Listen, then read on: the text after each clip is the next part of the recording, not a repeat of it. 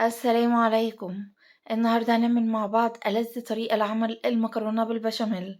يعني لو مجربتهاش بالطريقة دي فايتك كتير جدا. هنتكلم كمان عن البشاميل المظبوط اللي هيبقى كده كريمي جوسي، حاجة كده جميلة جدا. تعالوا مع بعض ندخل على الوصفة بتاعتنا، بس ما ننساش لايك للفيديو واشتراك في القناة ومشاركة لكل حبايبنا.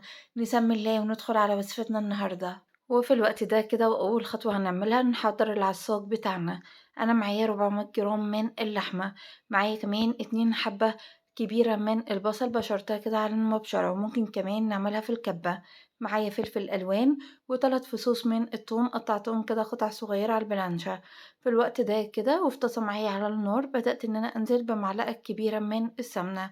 نزلت عليها كده باللحمة بتاعتي بعد ما سخنت كويس جدا الطاسة والمادة الدهنية. بدأت كده إن أنا أفرد اللحمة في الطاسة بتاعتي أو المقلاية، وسِبتها كده معايا تاخد صدمة. أول كده ما أخدت كرملة خفيفة كده بدأت إن أنا أقلّبها على الجهة التانية. قلّبتها كده معايا على الجهة التانية، وطبعًا مش باقلّب فيها كتير كده في الأول، علشان طبعًا ما تفقدش السوايل الموجودة فيها، وبعد التسوية بتبقى ناشفة كده ومش حلوة خالص. في الوقت ده كده وبعد ما أخدت كرملة من على الجهة التانية، بدأت إن أنا أقلّب فيها في الوقت ده. قلّبت فيها كده لحد كده ما كلّها كده أخدت معايا اللون الجميل اللي حضرتِك شايفاه معايا ده. في الوقت ده كده بدأت إن أنا أنزل ب2 حبّة بصل مبشورة، نزلت بيهم كده بمَيّتهم بكلّهم كده، نزلت بيهم كده على اللحمة. سِبت كده معايا البصل كمان اللحمة تستوي كده مع مَيّة البصل بتاعنا، وطبعًا ممكن كمان نعملها في الكبة زي ما ذكرت لحضرتِك. في الوقت ده كده ومع التقليب كده زي ما حضرتِك كده شايفة معايا، بدأت كده إن أنا أنزل كده بشوية من الفلفل الأسود، شوية كمان من القرفة، شوية كمان من الجنزبيل، وشوية كده من بهارات اللحمة، ونزلت كمان بشوية كده من البابريكا، ونزلت كمان كمان شوية كده من الكزبرة الناشفة. قلبت كده المكونات مع بعضها كده كويس جدًا، وفي الوقت ده ريحة البهارات مع العصاج كده بتاعي بدأت تطلع. في الوقت ده نزلت كمان بالملح الأبيض، وبدأت كده إن أنا أقلب كده المكونات كده كلها مع بعضها. في الوقت ده نزلت بالفلفل الألوان، ونزلت كمان بالثوم بتاعي اللي أنا قطعته كده على البلانشة، نزلت بيه في الوقت ده، اديته تقليبة كده مع باقي المكونات لحد كده ما ريحة الثوم بدأت تطلع.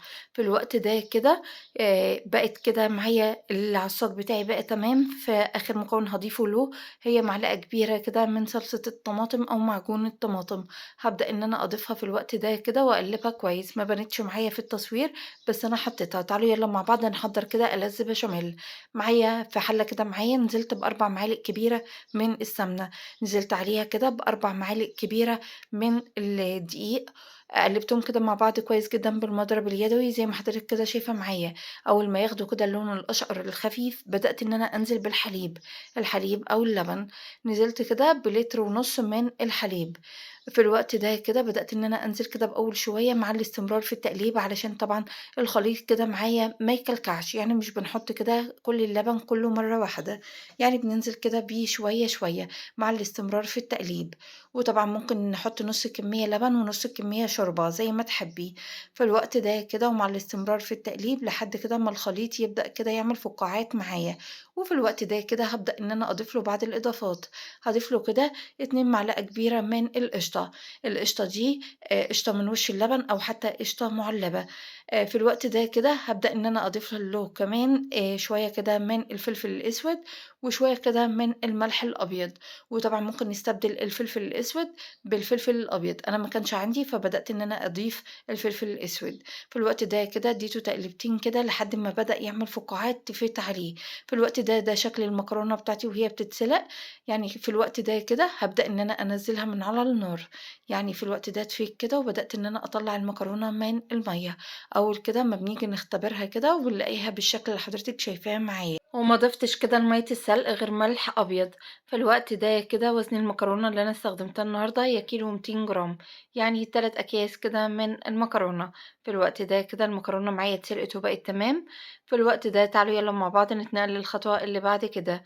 في صينية مقاس 30 في 40 بدأت كده إن أنا أحط طبقة حلوة كده من البشاميل في قاع الصينية. ممكن نعمل في صينية مستطيلة زي ما أنا عملت، أو حتى مدورة زي ما تحبي. في الوقت ده كده بدأت إن أنا أحط كده طبقة كويسة كده من البشاميل، ونزلت عليها كده بنُص كمية المكرونة، نزلت بيها كده وبالإسباتورا بدأت إن أنا أوزّعها المكرونة كده كويس جدًا في صينية، وطبعًا لو عايزين كده تبقى أخرام المكرونة كده متساوية، نبدأ إن إحنا نرصها واحدة كده جنب واحدة بإيدينا، بس أنا نزلت كده بكمية المكرونة كلّها وفردتها كده بالإسباتورا، في الوقت ده كده نزلت بحوالي كده 4 كبشات كده من البشاميل فوق المكرونة، ونزلت في الوقت ده كده بالعصاج بتاعي، وده شكل العصاج بتاعي بعد ما ضِفت له كده معلقة كبيرة من صلصة الطماطم أو معجون الطماطم زي ما قُلت لحضرتِك، بدأت كده إن أنا أفرده في الصينية بالشكل اللي حضرتِك شايفاه معايا، وفي الوقت ده كده نزلت بحوالي كده كبشتين 3 كده من البشاميل فوق العصاج بتاعي، وطبعًا في الوقت ده كده هابدأ إن أنا أنزل بنُص كمية المكرونة اللي باقية.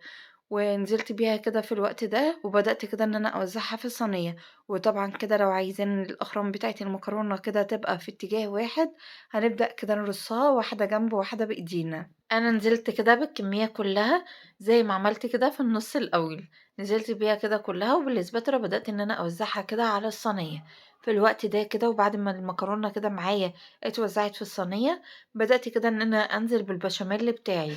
البشاميل ده بيكون شكله معايا شايفين قد إيه creamy juicy يعني مش مكلكع جميل جدًا، وبإضافة القشطة له يودّي كده طعمه في حتّة تانية خالص، وممكن كمان نستبدل القشطة زي ما قُلت لحضرتك بأي نوع جبنة كريمي موجود عند حضرتك. في الوقت ده كده سويت وش الصينية، وهابدأ كده إن أنا أنزل عليها كده بالجبنة، أنا استخدمت النهارده الجبنة الموتزاريلا، ممكن لو عندنا ميكس أجبان هيبقى برضه جميل جدًا. في الوقت ده كده بدأت إن أنا أوزّع الجبنة فوق الصينية بالشكل ده، دخّلتها فرن سابق التسخين على درجة حرارة 200 رف أوسط، أول كده أمّا تبدأ كده إن هي تعمل فقاعات معانا، نبدأ كده إن إحنا نشغّل الشواية من فوق تاخد لون، ونبدأ إن إحنا نخرّجها على طول، هي كل حاجة فيها مستوية، يعني مش هتاخد أي وقت أبدًا، يعني أقل كده من 10 دقايق هتبقى جاهزة معانا، وده بيكون شكلها كده بعد ما بتخرج من الفرن، ده بيكون شكلها معايا.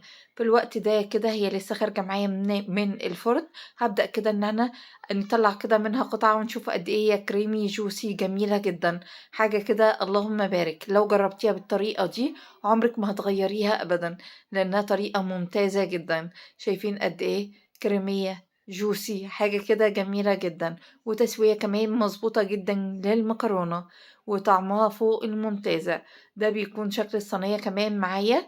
أتمنى لو عجبك الفيديو لايك وشير للفيديو، أستودعكم الله الذي لا تضيع ودائعه، السلام عليكم.